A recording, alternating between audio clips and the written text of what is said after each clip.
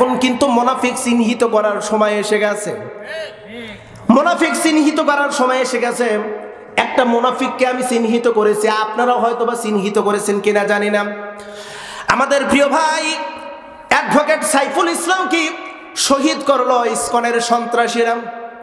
গোটা বাংলার জমিনের শত শত মুসলমানদের কলিজায় রক্তক্ষরণ হয়ে গেল। গোটা বাংলার জমিনের লক্ষ লক্ষ তাওহীদি জনতার হৃদয়ের রক্তক্ষরণ শুরু হয়ে গেল। গোটা বিশ্ব অবাক হয়ে গেল। সবাই এই হত্যার তীব্র নিন্দা জানালো, এমনকি প্রতিবাদও করলো। কিন্তু আমার দেশের বিশাল বিশাল বিশাল বড় রাজনীতির একজন লিডার, এখনো পর্যন্ত তার মুখ দিয়ে ইসকন বিরোধী কোনো বক্তব্য আসে নাই, সমবেদনাও আসে নাই, বরং পক্ষে বক্তব্য আসছে। গোটা বাংলার জমিন বুঝতে পেরেছে ও হলো টাক্কা 1 নাম্বারের মুনাফিক। ও চাইছে ক্ষমতা। এক স্বৈরচারী চলে গেছে। আমাদের মনের ধারণা এক স্বৈরচারীর ঘাড়ের উপর কাঁধের উপর ভর করে দীর্ঘদিন ভারত শাসন করেছে এই দেশটাকে। ও মনে করছে আমার ঘাড়ে যদি বসে আমি তো ক্ষমতা পাবো। তবে বাংলার জমিনের তাওহীদি জনতা এ মর্মে সিদ্ধান্ত নিয়েছে দ্বিতীয়বার বাংলার জমিনে আরো কোনো স্বৈরচারীকে উঠতে দেওয়া হবে না। কিন্তু কোটি কোটি মানুষের মাধ্যম দিয়ে আল্লাহ পাক দেন না, বিজয় দেন হাতে গোনা মুষ্টিময় কয়েকজন ইমানদার ব্যক্তির মাধ্যম দিয়া। বদরের প্রান্তরে মাত্র সাহাবীর সংখ্যা ছিল 313 জন। কোন কোন রেওয়াতে একটু ভিন্ন আছে, কেউ বলছে 309, 308, 306, 303। আমরা যতটুকু জানি সেখানে আল্লাহ পাক বিজয় দিয়েছিলেন মাত্র 313 জন মুসলমানের ইমানের বলের কারণে আল্লাহ পাক বিজয় দিয়েছেন। ও ভাই, আমরাও যদি মুসলিম নিজেদেরকে যদি তৈরি করতে পারি, এই দেশটা হবে কোরআনের দেশ। এই দেশ চলবে আল্লাহর আইন দিয়ে। আল্লাহ কবুল করুক, জোরে কোন একটু আমিন। ও ভাই, আল্লাহ পাক বলেন ওরা চায় আল্লাহর জমিন থেকে আল্লাহর দ্বীন, আল্লাহর নূর নিভায়ে দিতে, কিন্তু পারবে না। আমি প্রজ্বলিত করে রাখি। আর কাফেররা যদি এটা অপছন্দ করে, এটা বাস্তবিক সত্য কথা, কাফেররা অপছন্দ করে আল্লাহর জমিনে আল্লাহর নূর প্রজ্বলিত থাকুক। এটা কাফেররা চায় না। কাফেররা চায় আল্লাহর জমিনে যেন আল্লাহর নূর যেন না জ্বলে। পরবর্তী আয়াতে আল্লাহ পাক এই ব্যাপারে বলেছেন, হুয়াল্লাযী আরসালা রাসূলাহু বিল হুদা ওয়া দীনিল হক লিইযহিরাহু আলাদ দীনি কুল্লিহি ওয়ালাউ কারিহাল মুশরিকুন। তিনি সেই সত্তা যিনি তার রাসূল প্রেরণ করেছেন জ্ঞান প্রজ্ঞা দিয়া, আর সাথে দিয়েছেন দীনিল হক, ইসলাম নামক একটা ধর্ম। দুইটা জিনিস দিয়ে প্রেরণ করলেন, একটা হলো জ্ঞান আর দ্বিতীয় নাম্বার হলো দীনিল হক। উদ্দেশ্য হলো প্রত্যেকটা ধর্মের উপরে আল্লাহর দ্বীনকে বিজয়ী করা। আল্লাহর দ্বীন ইসলামকে বিজয়ী করার উদ্দেশ্যেই প্রত্যেকটা নবী রাসূলকে প্রেরণ করেছেন।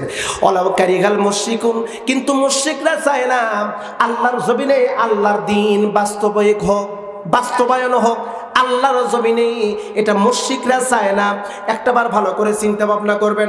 নামাজ পড়ে 5 ওয়াক্ত, রোজাও রাখে 30টা, হজ করেছে, ওমরাও করে, দান সদকাও করে, এমন মুসলিম পাওয়া যায় আল্লাহর জমিনে আল্লাহর দ্বীন প্রতিষ্ঠিত হোক এইটা চায় না। আল্লাহর দ্বীন বাস্তবিক হোক এটা চায় না। এমন মুসলমান সমাজের মধ্যে পাওয়া যায়। কথা বলেন, পাওয়া যায় না? পাওয়া যায় না? আল্লাহর জমিনে আল্লাহর দ্বীন কায়েম হোক এটা চায় না, নামাজ পড়ে রোজা রাখে। কিন্তু যদি বলা হয় আল্লাহর জমিনে আল্লাহর দ্বীন বাস্তবিক হোক, দ্বীন দিয়ে ব্যক্তিগত জীবন থেকে পারিবারিক জীবন রাষ্ট্রীয় পর্যায়ে প্রতিষ্ঠিত হোক, ও বলে যে না না এটা তো করা যাবে না, এটা ঠিক হবে না। বুঝে নেবেন ও আল্লাহর ভাষায় মুশরিক। ও আল্লাহর ভাষায় কি? ও আল্লাহর ভাষায় মুশরিক। যে দ্বীন প্রতিষ্ঠিত চায় না ওই ব্যক্তিটি একদম টাটকা মুশরিক, এতে কোনো সন্দেহ নাই। ওর নামাজ রোজা হজ যাকাত কোনো কিছু কাজে লাগবে না। একটাবার চিন্তা ফিকির করে দেখুন, আজকে দ্বীন কায়েম না থাকার কারণে আমরা কতটা ভুল করে ফেলতেছি। মুসলমান, আমরা নিজেদেরকে খাঁটি মুসলিম বলে দাবি করি, কিন্তু আমাদের দাবিটা কতটুকু যুক্তিপূর্ণ একটু লক্ষ্য করে দেখুন না। আমাদের জাতির পিতা ছিলেন ইব্রাহিম আলাইহিস সালাম।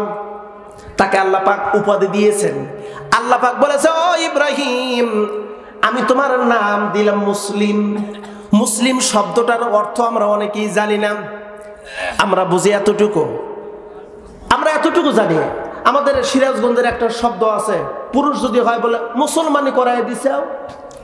কথাটিকে বুঝতে পারছেন? মুসলমানি করায় দিছে মানে ছেলে যদি হয় মানে খাতনা, সুন্নতে খাতনা, এটাকে নাকি মুসলমানি বলে। এটা আপনাদের দেশেও বলে, বলে মুসলমানি করায় দিছে, সুন্নতি খাতনা করা।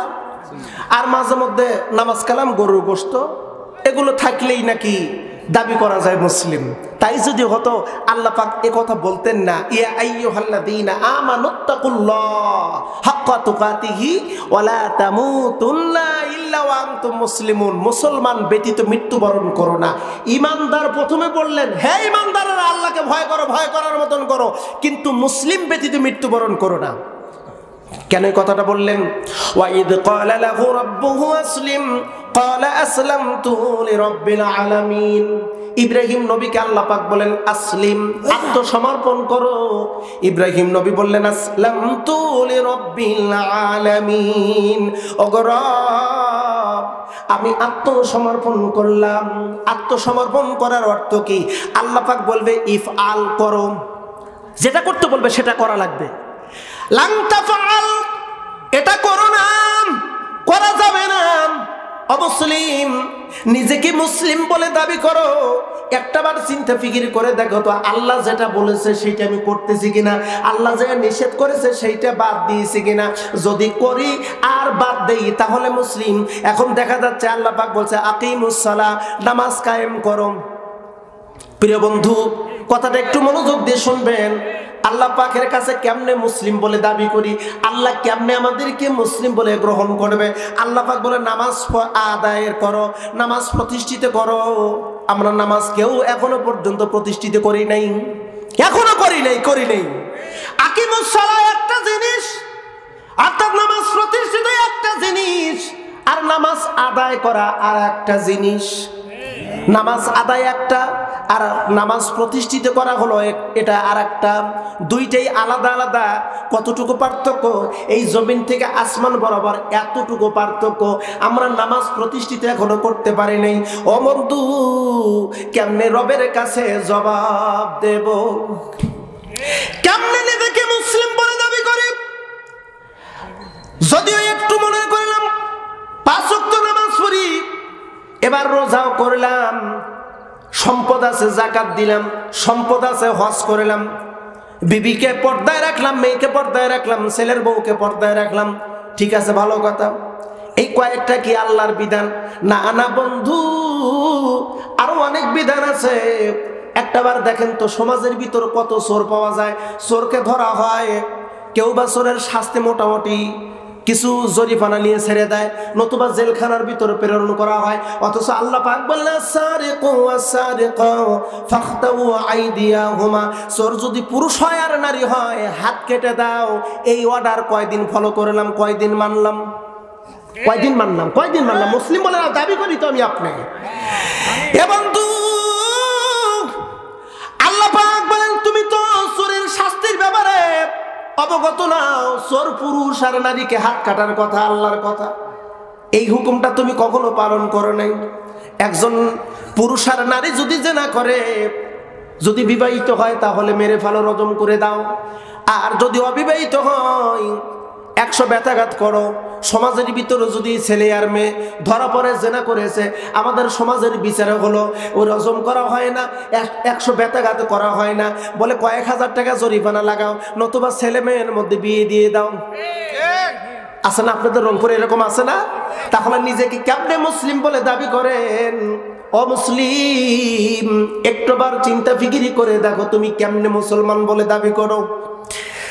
প্রিয় ভাইরা, খুব ভালো করে লক্ষ্য করতে হবে, আল্লাহর জমিনে যতক্ষণ না পর্যন্ত দ্বীন বাস্তবায়ন না হবে ততক্ষণ না পর্যন্ত পরিপূর্ণ ইসলাম মানা আমার আপনার জন্য বড় কষ্টকর হয়ে যাবে।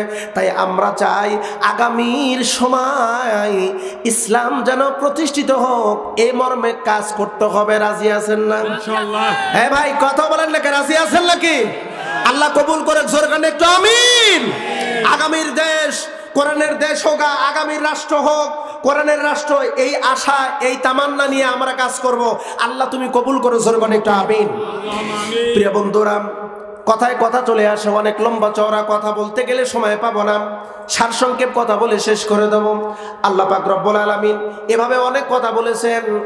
এরপরে দুনিয়ায় আমাদের করণীয় কি, যাতে আখেরাতে আমরা নাজাত পাই, সে লক্ষ্যে কয়েকটা কথা আল্লাহ পাক বলেছেন। ইয়া আইয়ুহাল্লাযীনা আমানু হাল আদুল্লুকুম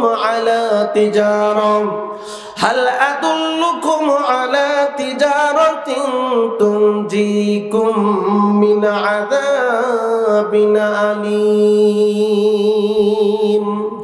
জোরে করে একটু আল্লাহু আকবার। আল্লাহ পাক বলেন, ও ঈমানদার, আমি কি তোমাদেরকে এমন একটা ব্যবসার কথা বলবো না, যে ব্যবসা করলে জাহান্নামের আগুন থেকে তোমরা মুক্তি পাবা?